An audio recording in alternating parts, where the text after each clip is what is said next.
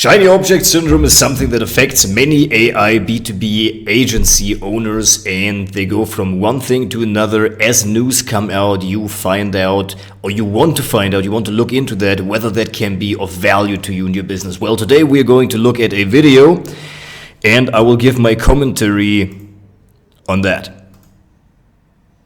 70, you might not have that same amount of hype, and you'll get fired because they'll see your productivity decrease. It's kind of like that for your business.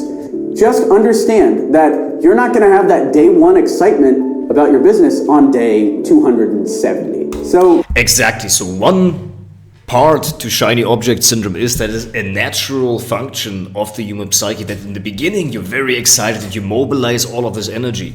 And if you don't quite understand the fluctuations of your energy, and that your energy literally is limited, and that you only get a certain amount of that per day, and if you force it too much, that if you have the nervous system activation on too high of a level for too long, there will be a dip.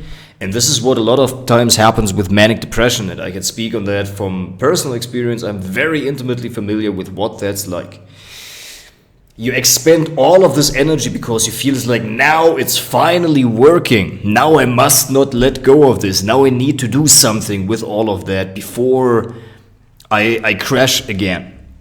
And then you tend to crash again, because your nervous system needs rest after you've expanded all of this energy, and you don't want it to ever stop. Oftentimes with these up and down cycles of manic depression, it comes together with low self-esteem.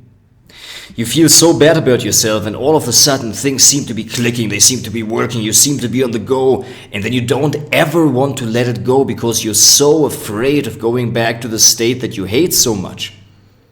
So from the attachment comes the pain, and then there must come the crash in order for your nervous system to relax. So you need to consciously decide to let it go at the end of the day, even if you haven't done everything. Let it go anyways, because that's the routine. Because you don't work based on the emotions, you work based on your plan that you execute.